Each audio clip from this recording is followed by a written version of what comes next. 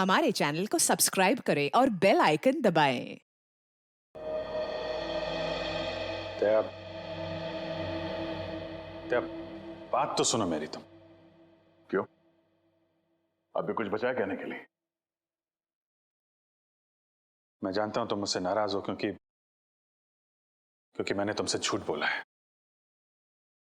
मगर जानते हो क्यों? क्योंकि उस दिन मैंने तुम्हारे चेहरे पे खुशी देखी थी और उस चेहरे पे मैं दर्द नहीं देख सकता था दया, सिर्फ इसलिए मैंने तुमसे झूठ बोला था। तुम मेरे चेहरे पे दर्द नहीं देखना चाहते थे ना, लेकिन तुमने खुशी क्यों छीन ली मेरी? हाँ? तुम जानते थे कि श्रेया से मैं अपने दिल की बात नहीं कह सकता था, मुझ में इतनी हिम्मत नहीं थी, इसलिए मैंने वो सारी बातें उस चिट्ठी में लिख दी और सोचा कि मेरा सबसे अच्छा दोस्त वो चिट्ठी श्रेया तक पहुंचाएगा। मगर इतना सब कुछ हुआ, तुमने वो चिट्ठी उसे नहीं दी। क्यों? तुमने ऐसा क्यों किया मेरे साथ? वो एक्चुअली नहीं, शायद अभिजीत तुम्हारे पास इस बात का जवाब नहीं है।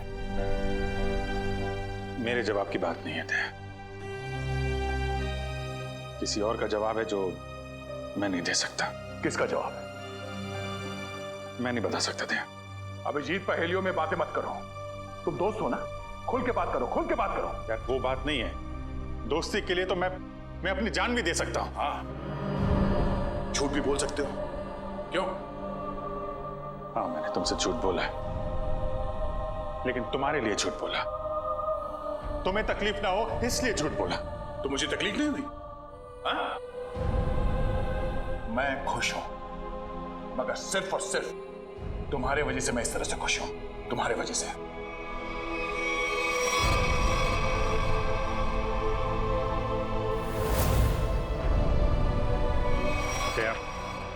क्या एक मिनट यार, प्लीज, ये श्रेया का गुस्सा मुझ पे मत उतारो यार।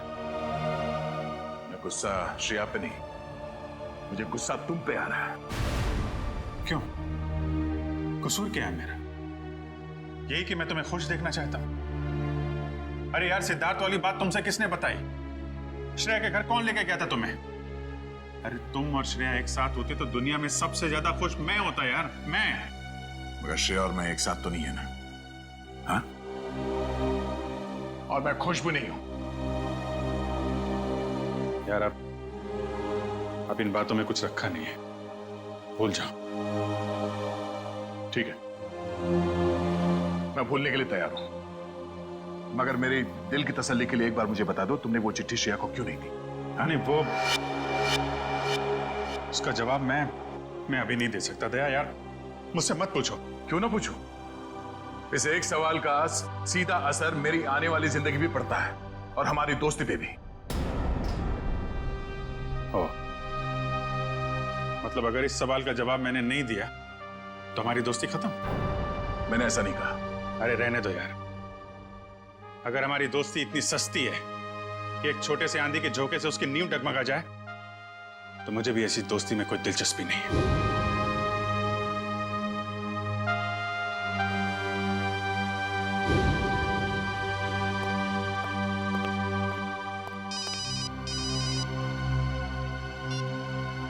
Hello,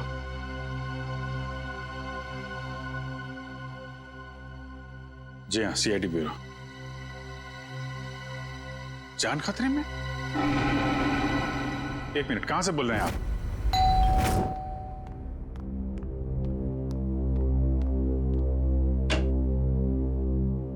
CID? जी हाँ। क्या हुआ आपकी पत्नी के साथ? सर आप बैठिए, मैं सब बताता हूँ। तुम तो कह रहे थे कि तुम्हारी पत्नी मुसीबत में। ये गलत कह रहे हैं। मैं बिल्कुल ठीक ठाक हूँ सर। तुम्हारी हिम्मत कैसे हुई मेरी पत्नी के कपड़े पहनने की? पता नहीं सर इनको क्या हो गया है, बिल्कुल बहकी बहकी सी बातें कर रहे हैं। मिस्टर राहुल, क्या मजाक है ये? अगर आपकी पत्नी ठीक ठाक है तो सीआईडी का वक्त बर्बाद करने से क्या फायदा? सर मैं सीआईडी का वक्त बर्बाद नहीं कर रहा हूँ सर। नम्रता सच में बहुत बड़ी मुसीबत में है। दरअसल कुछ घंटे पहले लगता आ गई।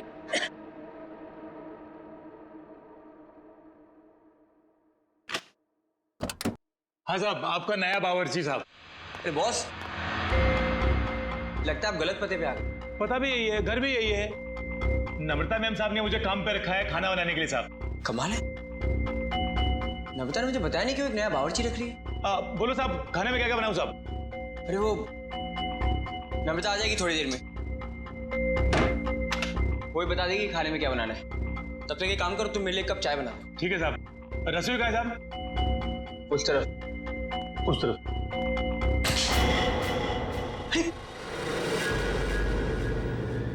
ये चाकू?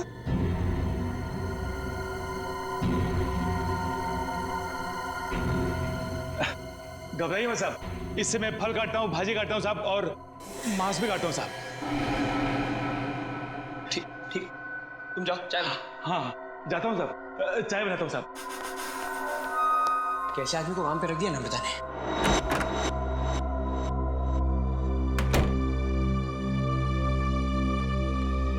अरे क्या साहब, डर गए क्या? ऐसे अचानक सामने आ गए तो कोई भी डरेगा ही ना। ये लो साहब आपकी कॉफी। मैंने चाय बोली थी।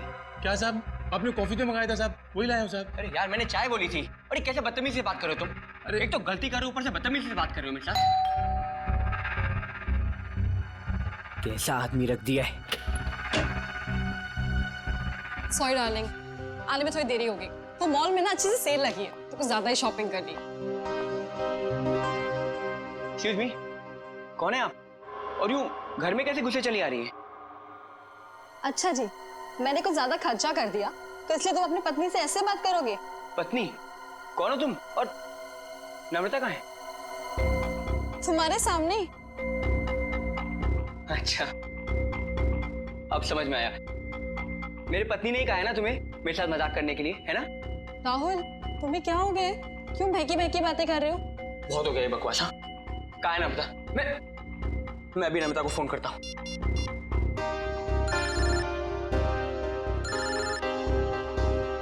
हेलो, कैसे हो? अब यकीन हो गया? बहुत हो गया ये बकवास, बहुत हो गया मजाक। कहाँ है नम्रता? बताओ मुझे, नम्रता कहाँ है? कहाँ है नम्रता? क्या किया नम्रता के साथ? राहुल, तुम ठीक तो हो? बुखार बुखार तो नहीं है? छुओ मत मुझे, हाथ मत लगाना मुझे। ये तुम्हें नम्रता ने काम पे रखा था ना? हाँ साहब। कब रखा था? कल। यहाँ और बताओ, क्या यही नम्रता है? हाँ साहब, यही तो है नम्रता मैम साहब। देखो यार, वो कुछ छोटी मोटी चाय कॉफी के बहस करे थे, तुम झूठ मत बोलो। कौन है ये? नहीं साहब, मैं सच बोल रहा हूँ, यही है नम्रता मैम साहब। सुनो बलराम, तुम ना खाने में मिर्ची थोड़ी कम डालना, साहब को तीखा पसंद नहीं है। ठीक है मैम साहब। क्या हो रहा है यार? ये कुछ तो करना पड़ेगा। क्या करूं? शेडी को फोन करता हूँ। सर, तो बहुत अच्छा होगा कि फ्रेडी सर साथ में नहीं है, वरना असली और नकली पत्नी के चक्कर में वो खुद चक्कर खा जाते।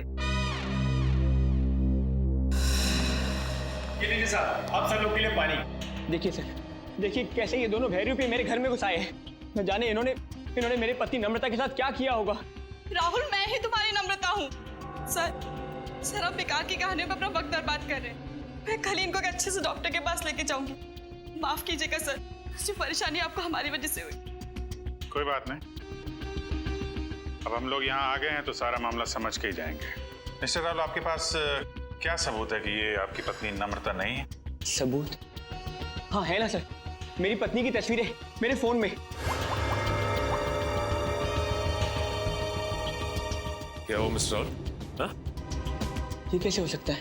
इसमें मेरे और मेरी पत्नी की लगभग 100 तस्वीरें थी, अब एक भी नहीं है। याद आया सर, जब मैं नहाने गया था ना तो मैंने ये फोन इस टेबल पर रखा था। जरूर इसी ने वो फोटो डिलीट की है सर, इसने। मैं कह रहा हूँ। क्या बात कर रहे हैं साहब? मैं इतना महंगा फोन कभी इस्तेमाल ही नहीं किया साहब। फोटो कैसे निकालेगा साहब? सर ये झूठ बोल रहा है सर, इसी ने फोटो डिलीट की है। एक मिनट, अगर मोबाइल में फोटो नहीं है तो फिर शादी की तस्वीरें तो होगी ना आपके शादी के एल्बम में? है ना सर, पूरा एल्बम है, मैं अभी लेकर आता हूँ।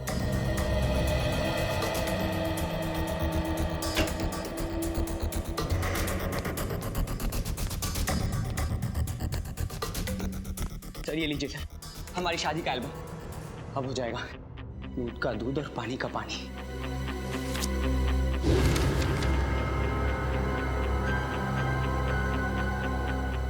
आपका कहना है कि ये आपकी बीवी नम्रता नहीं है? नहीं सर, ये मेरी पत्नी नहीं है। मेरे ख्याल से आप भी ये एल्बम देख लें तो अच्छा रहेगा।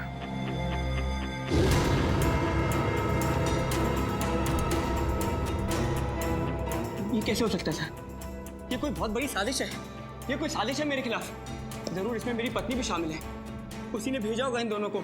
मिस्टर राहुल, कभी आप कहते हैं कि आपकी पत्नी खतरे में है, कभी आप कहते हैं कि वो आपके खिलाफ साजिश रच रही है। कहना क्या चाहते हैं आप? सर मुझे कोई खतरा नहीं है और ये कोई साजिश नहीं है। मैंने आपसे कहा ना इनकी तबीयत खराब है। तुम चुप रहो, मुंह बंद रखो अपना। एक मिनट, आप नम्रता हैं, आपके पास कोई आईडी वगैरह है? जी हाँ सर, पासपोर्ट है, पैन कार्ड है। आपको जो चाहिए मैं दिखा सकती हूँ। प्लीज। एक मिनट।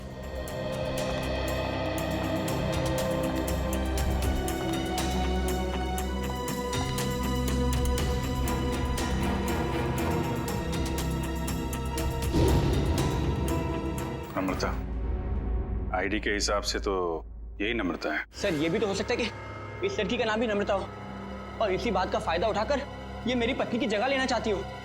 सर नाम एक हो सकता है लेकिन जन्मदिन 19 अगस्त 1986। जन्मदिन का भी एक होना ये बहुत ही बड़ा सहयोग है। क्यों राहुल? अच्छा ये बताइए कि आपकी पत्नी का जन्मदिन भी क्या इसी दिन आता है? हाँ सर, तारीख तो वही है पर ये सहयोग भी तो हो सकता है ना सर। ये संयोग है, वो संयोग है।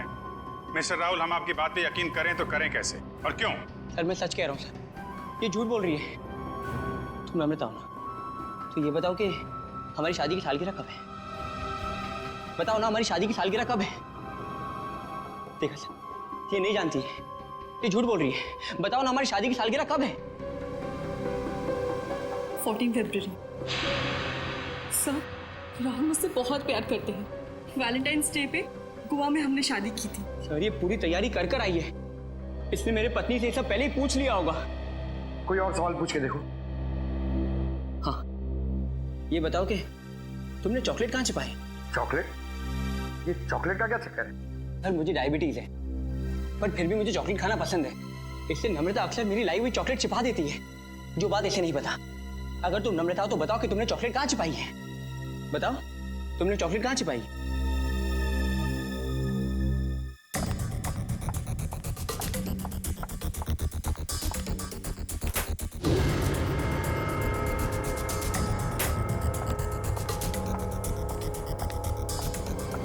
ये रही चॉकलेट। मैं तुम्हें खाने नहीं दूंगी, डायबिटीज है तुम्हें। मुझे डायबिटीज नहीं है, मुझे दे दीजिए। अब क्या कहना आपको मिस्टर राहुल? सर ये लोग पूरी तैयारी कर कर आए हैं।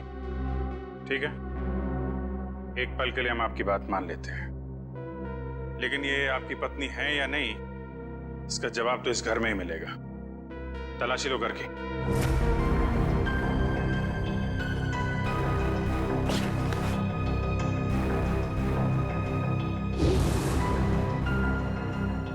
एक काम कीजिए, आप लोग अपने माता पिता को यहाँ बुलाइए, अभी पता चल जाएगा। सर मेरे माँ बाप तो दुनिया में नहीं रहे।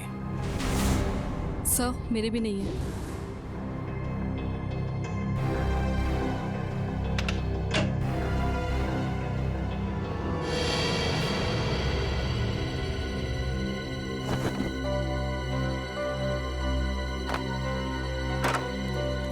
अगर ऐसी जगह पे ये डस्टबिन कैसे पड़ा? तो कोई रिश्तेदार दोस्त वो तो होंगे इस शहर में ना, उनको बुलाइए। सर दरअसल हम कुछ ही दिन पहले बैंगलोर से यहाँ शिफ्ट हुए हैं। यहाँ हम किसी को भी नहीं जानते। ओह, तो तुमने ये भी पता लगा लिया है?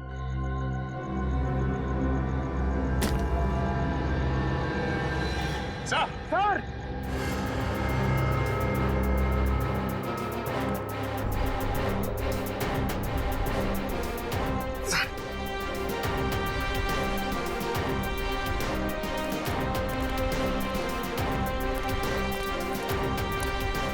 सर, लाश।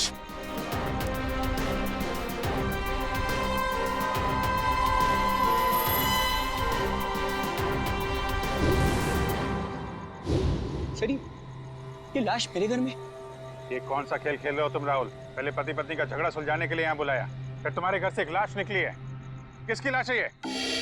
सर मुझे कुछ नहीं पता सर मैं इसे जानता भी नहीं। सर मैं भी इसे नहीं जानती। तुम जानते हो? नहीं साहब, मैं नहीं जानता उसको। ये देखिए सर, यहाँ इसके सीने पे गोली मारी है और इसके गले पे खरोच का निशान भी है। घाव तो बिल्कुल ताजे हैं, लगता है कुछ घंटों पहले इसे मारा गया है। कोई आईडी वगैरह मिली? एक मिनट।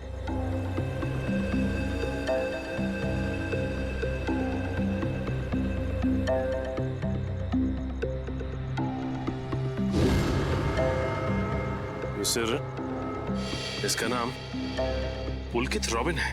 पुलकित रॉबिन? सर मैंने इसका नाम कहीं पढ़ा है। पढ़ा है? कहाँ पढ़ा है? अरे सर ये तो एक बहुत ही मशहूर टीवी सीरियल राइटर है सर, साउथ बहू का सीरियल। मैं देखता हूँ सर। एक टीवी सीरियल राइटर की लाश मेरे घर में? पंकज, मोबाइल पे देखो, इंटरनेट पे इस पुलकित रॉबिन की फोटो निकालो, देखो कहीं ये वही आदमी तो नहीं।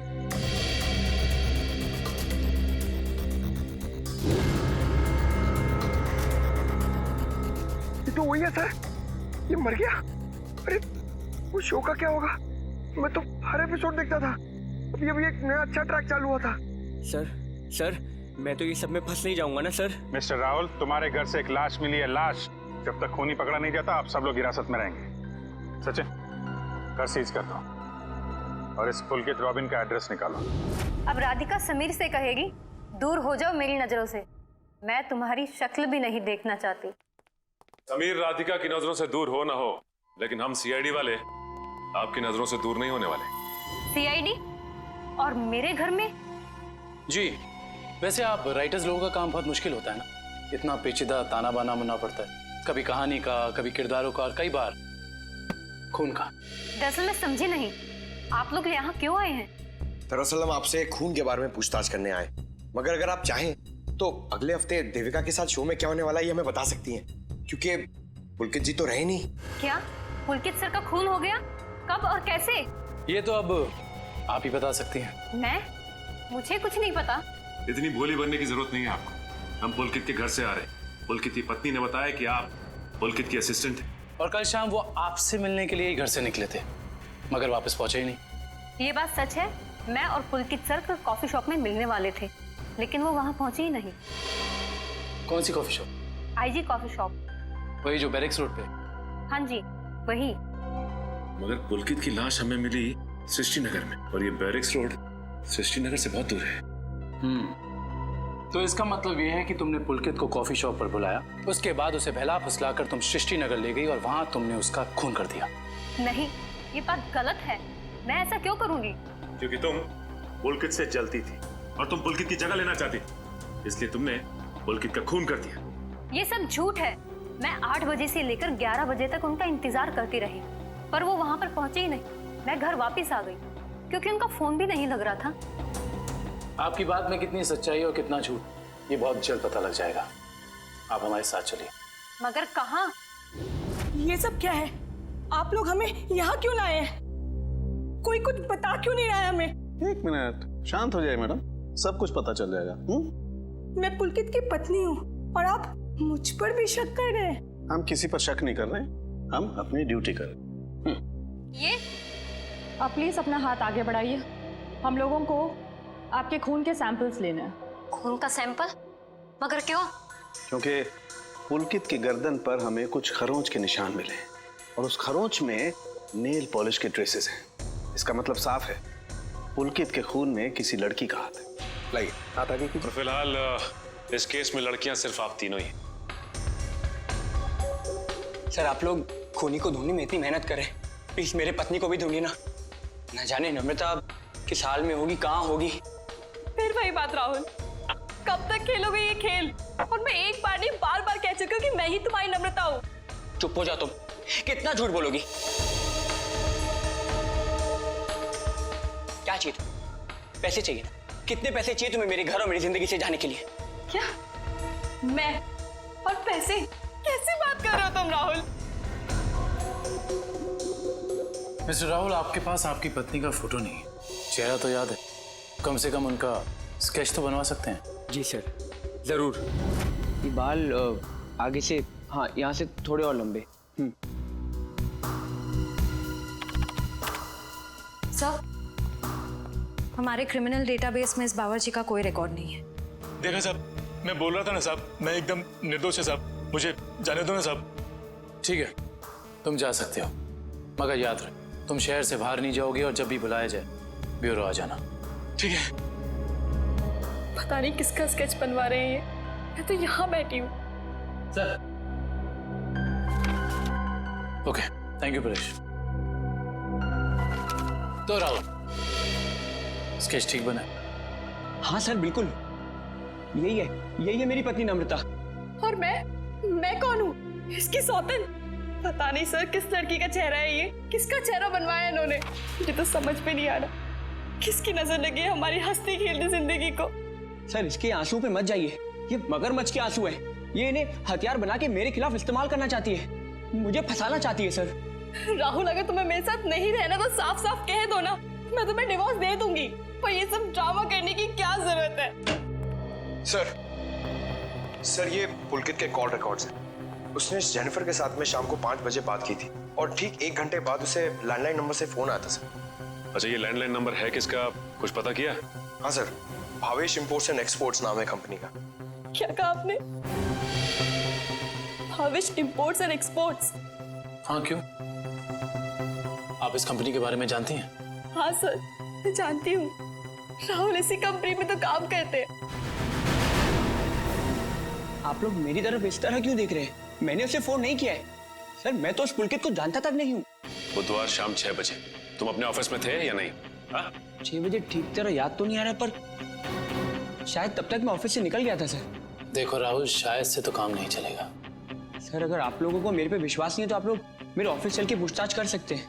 ठीक है, तो चलकर पूछताछ कर लेते हैं तुम्हारे ऑफिस में, और ये भी पता कर लेते हैं कि जो स्केच तुमने बनाया है ऐसी कोई लड़की है भी या नहीं। एक बार शर्मा जी बस पहुंचा दीजिए, मैंने चेक कर लिया। उन्हें बोलिए डेंटिंग का प्रोसेस चालू था। अरे राहुल, तुम यहाँ पर इस वक्त और आज ऑफिस नहीं है? और ये लोग कौन है? सर ये लोग सीआईडी से हैं। सीआईडी? जी सर। क्या बात है, बताओ। क्या बताऊं सर, मैं एक बहुत बड़ी मुश्किल में फंस गया हूँ। कैसी मुसीबत? लाश मिली इनके घर के बैकयार्ड से। व्हाट? ये मैं क्या सुन रहा हूँ? कहीं तुम्हारा इसमें कोई हाथ तो नहीं है? नहीं सर, मेरा इसमें कोई हाथ नहीं है। मैं तो उस पुलकित रॉबिन नाम के आदमी को जानता तक नहीं जिसकी लाश मेरे घर से मिली है। मिस्टर भावेश, आप अपने जरा सारे स्टाफ को बुलाएंगे। सुमित,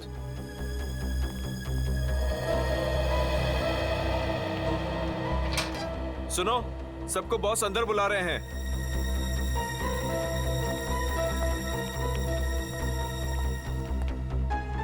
इस फोटो को देखिए, ये आदमी पुलकित है जिसकी लाश हमें राहुल के घर से मिली।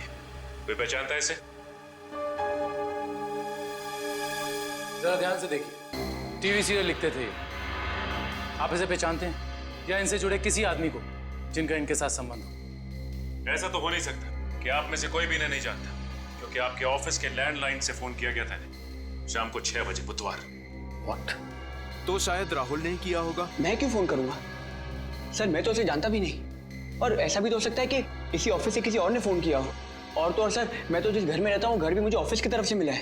Interesting, very interesting. आप में से किसी को याद है कि बुधवार को राहुल कितने बजे तक ऑफिस में था? हाँ सर, 5:30 बजे तक।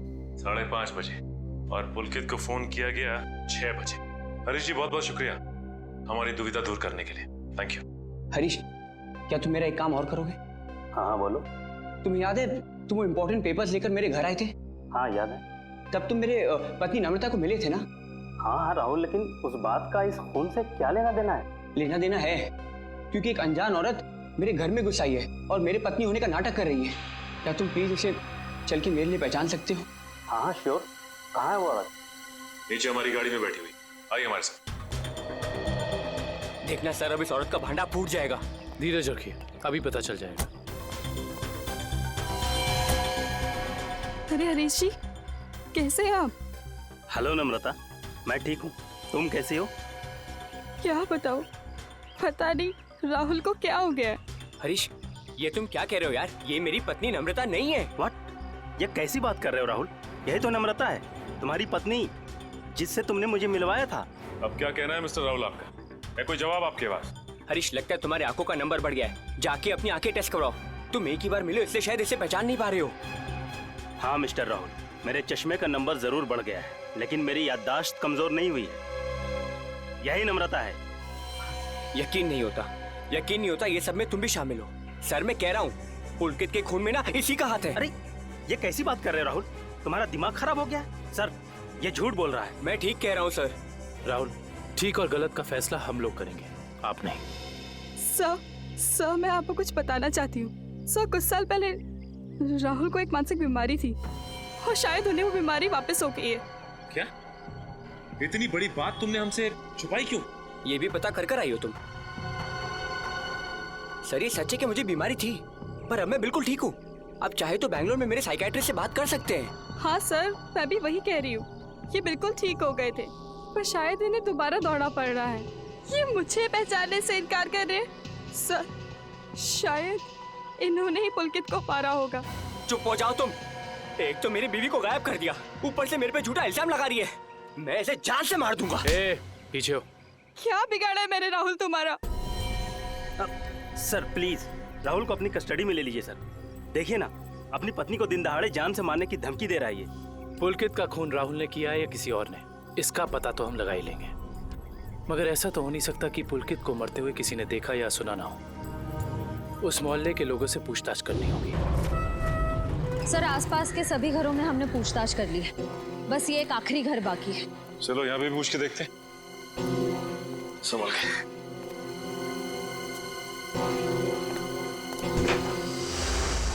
दरवाजा खुला। तो इस तरह से दरवाजा क्यों खुला छोड़ेगा? और यहाँ ये कैमरा कैसे? इधर भी। कुछ तो गड़बड़ है यहाँ पे। एक काम करते हैं, इस घर की तलाशी अच्छी तरह से लेते हैं।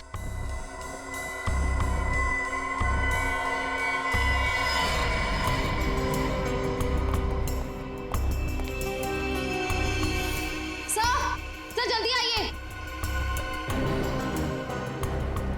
ये देखिए, एक और कैमरा, 2 कंप्यूटर स्क्रीन, स्पीकर्स और हेडफोन्स। 2 कंप्यूटर स्क्रीन एक साथ बाहर, और यहाँ कैमरास भी लगे। कहीं यहाँ वीडियो एडिटिंग तो नहीं चल रही? इसे ऑन करो।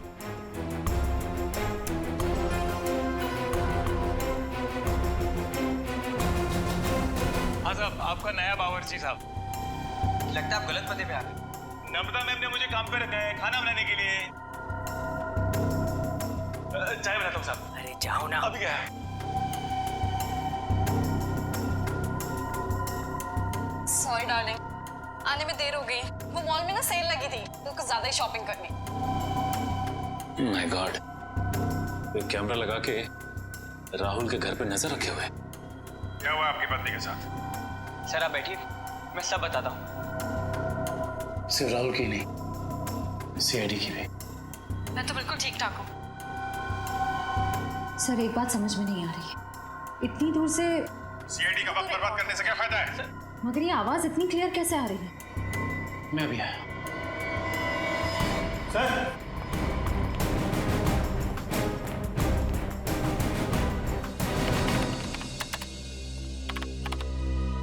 एक काम करते हैं, इस जगह को अच्छी तरह से छान मारते हैं। हो सकता है यहाँ कुछ मिल जाए। हाँ?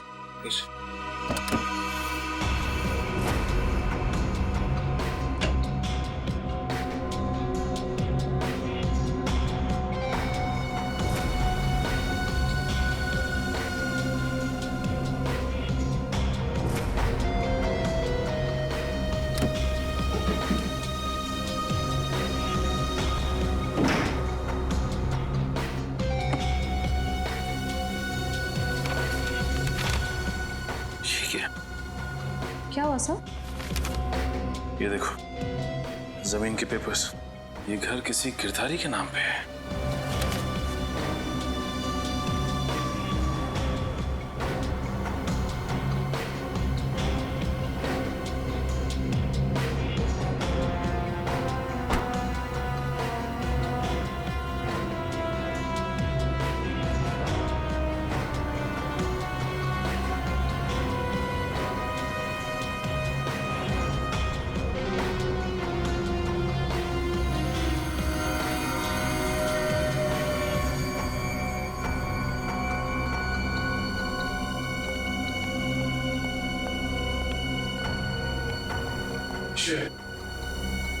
तुम्हारे सारे सवालों का जवाब ये माइक है जो मुझे राहुल के घर से मिला।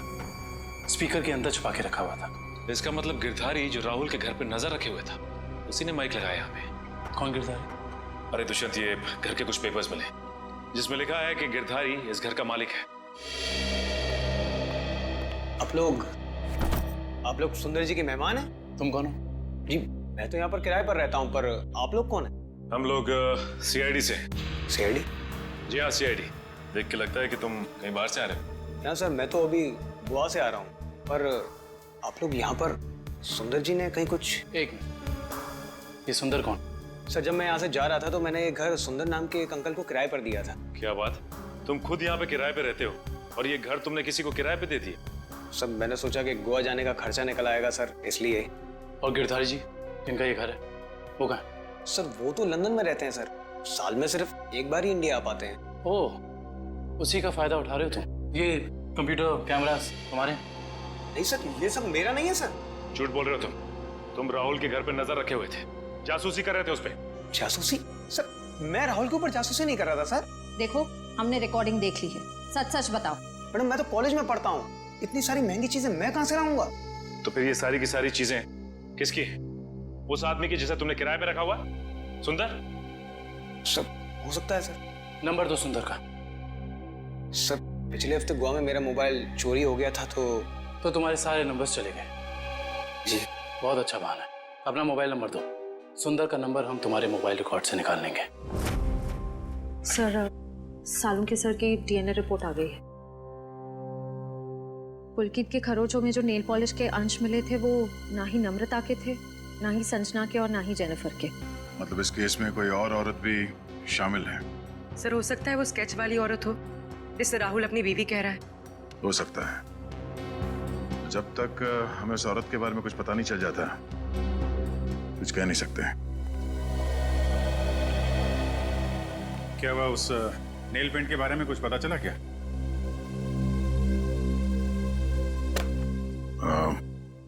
पूरी मुझे कुछ काम है, मैं बाद में आता हूँ।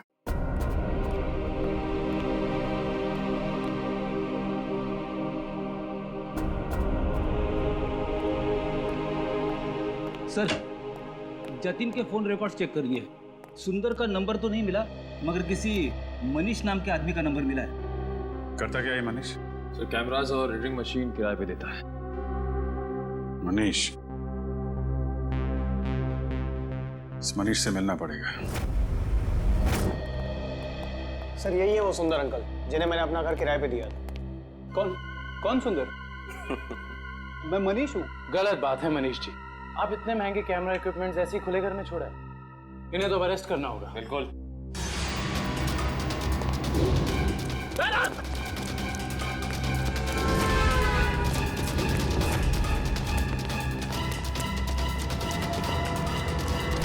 अरे रुको रुको रुको मनीष, कहाँ भाग के जा रहे हो? अभी तो तुम्हारा ऑडिशन भी बाकी है जो शुरू होता है अब।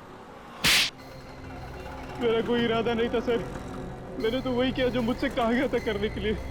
जिसने मेरे दुकान से कैमरा और एडिटिंग मशीन किराए पे लिया था उसी ने मुझसे कहा था ये सब करने के लिए।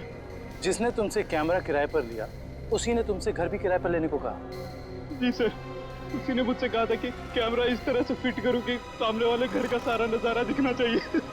अब तो मिलना पड़ेगा इस इंसान से। है कौन ये जनाब? जी कहिए। जी हम लोग सीआईडी से। सीआईडी? आइए। भावेश का कुछ पता चला क्या? भावेश का पता चला मतलब? हम लोग तो भावेश से ही मिलने आए। लेकिन वो तो कल से घर नहीं आए, उनका फोन भी नहीं लग रहा है। क्या कल से घर नहीं आए? आपने पुलिस में रिपोर्ट लिखवाई? मैंने रिपोर्ट लिखवाई थी लेकिन उन्हें भी कुछ पता नहीं चल पा रहा है। सर लगता है उन्हें पता चल गया होगा कि हम आने वाले हैं, इसलिए।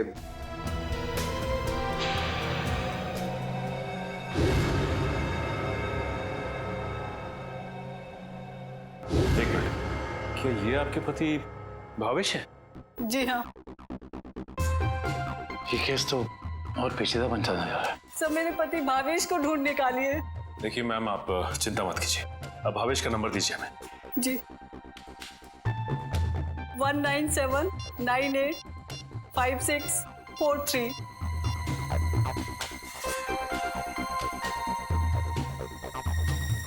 भावेश का फोन तो ऑफ आ रहा है। पंकज, भावेश के फोन के IMEI नंबर से पता करो कि उसका मोबाइल इस वक्त कहाँ है।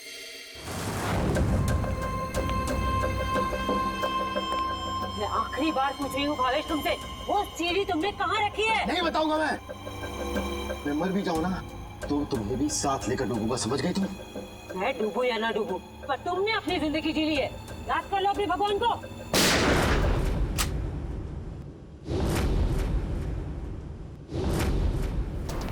बस मुन्नी दुरेली, बहुत मचा रही आतंक। कानून को काफी वक्त से तुम्हारी तलाश थी, मगर हमें नहीं पता था कि हम इस केस के जरिए तुम तक भी पहुंच जाएंगे। खुश तो ऐसे हो रहे हो जैसे तुमने मुन्नी को जेल में डाल दिया है।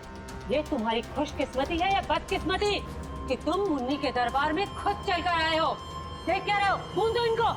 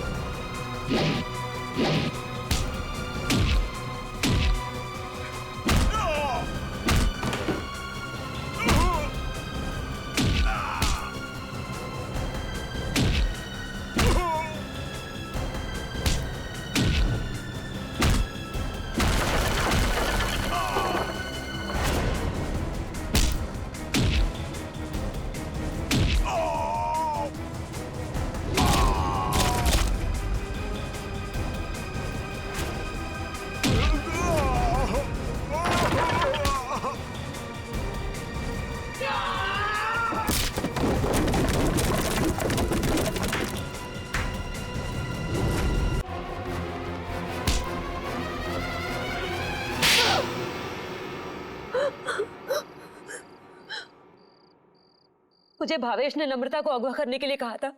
क्यों भावेश, क्या बिगाड़ा था नम्रता ने तुम्हारा? बहुत लंबी कहानी है। कोई बात नहीं मिस्टर भावेश, CID के पास मुजरिमों की दास्तान सुनने के लिए हमेशा वक्त रहता है। शुरू कीजिए अपनी कहानी। ये उस वक्त की बात है जब मैं शहर में नया नया आया था। टेलीविजन की दुनिया में लेखक के तौर पर नाम कमाना चाहता था। अलग अलग तरह की कहानियां लिखी, अलग अलग तरह के किरदारों को जन्म दिया।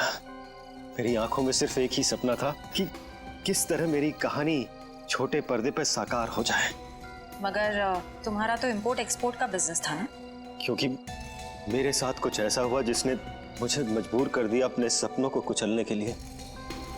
जिसके साथ मैं किराए के घर में रहता था, जिसे मैं अपना दोस्त समझता था, उसने मुझे धोखा दिया। उसने मेरी कहानी चुराई और एक चैनल में बेच दी और रातों रात अमीर बन गया। हर तरफ उसी के चर्चे, उसी की बातें। मैं ये सदमा बर्दाश्त नहीं कर पाया और फिर मैंने अपने करियर को नई दिशा दी और भावेश इंपोर्ट एक्सपोर्ट का बिजनेस शुरू कर दिया। मगर इस सब का मेरी किडनैपिंग से क्या लेना देना है? ये बात सच है कि मैंने अपनी लाइन बदल दी थी, लेकिन ये भी सच है कि मेरे अंदर एक राइटर छुपा हुआ है। टेलीविजन में कुछ कर गुजरने का जुनून है मेरे अंदर। मैंने वापस कलम उठाई और और एक अनोखे रियलिटी शो का कॉन्सेप्ट लिख डाला, जिसमें पति पत्नी में से किसी एक की जगह एक अजनबी अगर उनके घर आ जाए तो फिर उस पार्टनर की क्या प्रतिक्रिया होगी। इस तरह का रियलिटी शो लिखा था मैंने।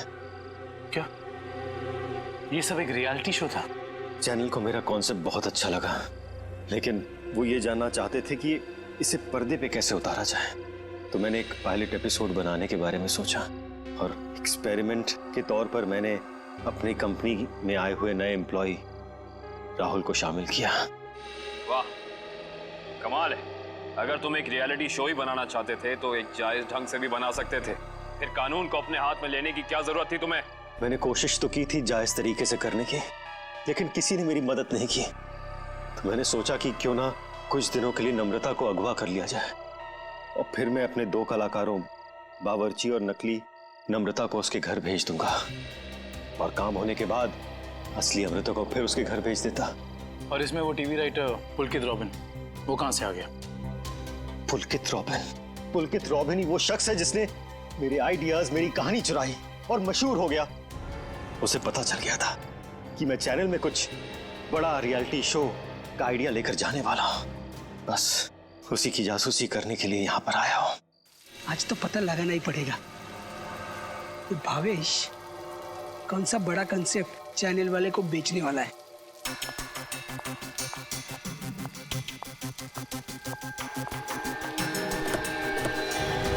चल गाड़ी में बैठ। कौन हो तुम? मैं नहीं जाऊंगी। गाड़ी में बैठी गोली मारो। छोड़ो मुझे। ऐसा आवाज नहीं होगी। क्या कर रहे हैं तुम लोग? छोड़ो उसको। क्या कर रहे हैं तुम लोग?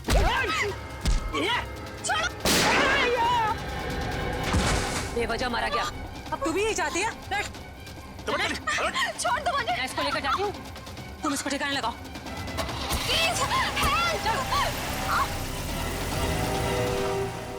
घर पहुंचकर जब मैं मेरे लगे हुए कैमरा की फुटेज देख रहा था, तब मैंने देखा कि इस मुन्नी ने पुलकित का खून कर दिया है और मेरे बने बनाए प्लान को चौपट कर दिया। मैं उसे मारना नहीं चाहती थी, वो खुद बीच में आ गया था। और जब आप लोग मेरे ऑफिस आए, तब आप लोगों को देखते ही मैं समझ गया कि अब सीआईडी से बचना नामुमकिन है। मैं बहुत घबरा गया था और उसी घबराहट में मैं यहाँ मुन्नी से मिलने आ गया। मुन्नी, तुमने मुझे फंसा दिया। पता है सीआईडी मेरे ऑफिस तक चली आई। एक तो पुलकित को मारा, ऊपर से उसकी लाश मेरे घर में छुपा दी।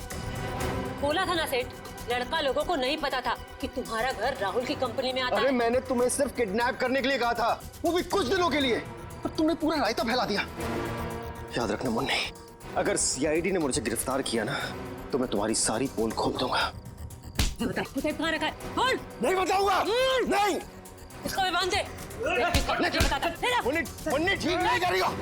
तो अब वो टेप कहाँ है जिसमें मुन्नी की रिकॉर्डिंग थी? मेरे मैनेजर हरीश के पास। सिर्फ वही एक शख्स था जिसे मेरे रियलिटी शो के आइडिया के बारे में पता था। और वो माइक, वो कब लगाया राहुल के स्पीकर में? वो स्पीकर राहुल का नहीं था। वो स्पीकर भी गिफ्ट के तौर पर मैंने राहुल के घर भिजवाया था। जब हरीश उसके घर फाइल लेकर गया तो उसी के साथ मैंने स्पीकर भिजवा दिया था। लेकिन आपने हमारे विश्वास के साथ खिलवाड़ किया है भावेश जी। मुझे माफ कर दीजिए। मैं तो बस ये सोच रहा था कि टेलीविजन में मुझे नाम कमाने का इससे अच्छा मौका नहीं मिलेगा, बस इसीलिए मैंने ये सब कुछ किया। मुन्नी को तो फांसी होएगी, तुम्हारा जुर्म भी कुछ कम नहीं है भावेश। बिल्कुल, क्योंकि मिस्टर भावेश आपने एक किडनैपिंग करवाई और उस दौरान एक आदमी का खून हुआ है। आपके भविष्य का फैसला तो अब अदालत करेगी। सर क्या हुआ है? आप लोग मुझे बता क्यों नहीं रहे? जरा रुको, अभी पता चल जाएगा।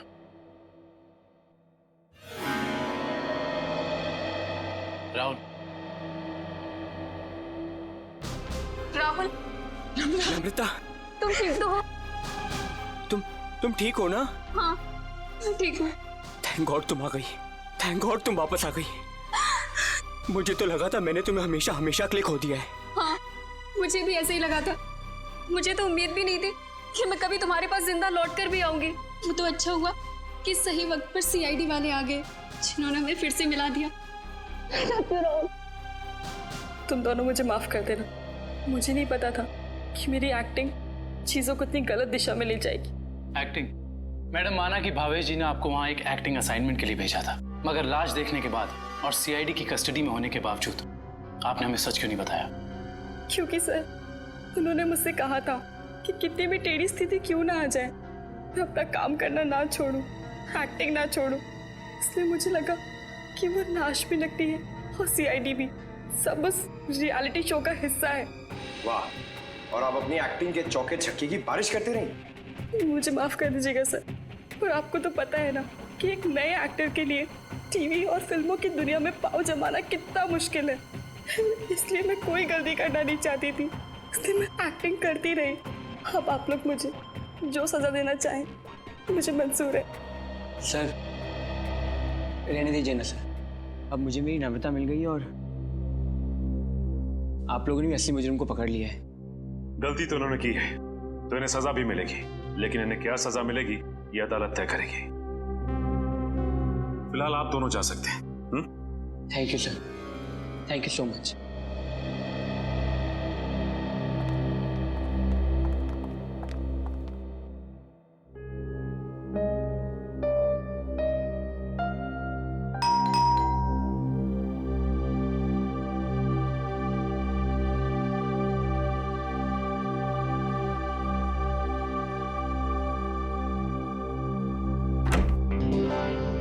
तारिका, आवा, अच्छा हुआ तुम आ गई।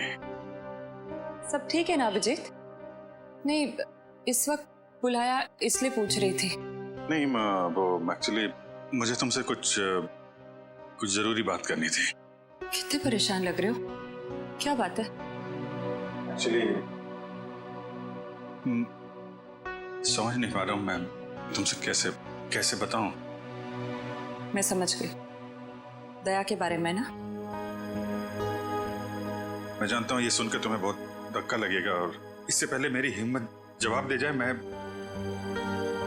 तारिका, जब एसीपी साहब यहाँ वापस आएंगे तो मैं उनसे कहने वाला हूँ वो मेरा ट्रांसफर कर दे।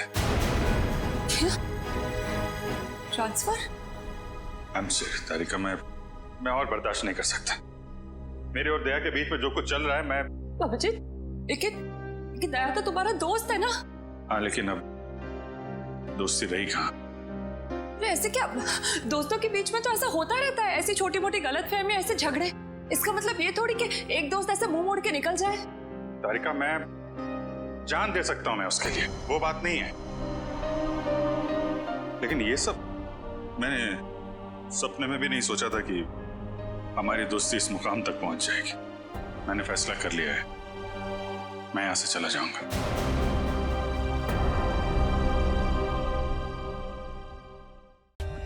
For more updates, subscribe to our channel, click the show links and enjoy watching the videos.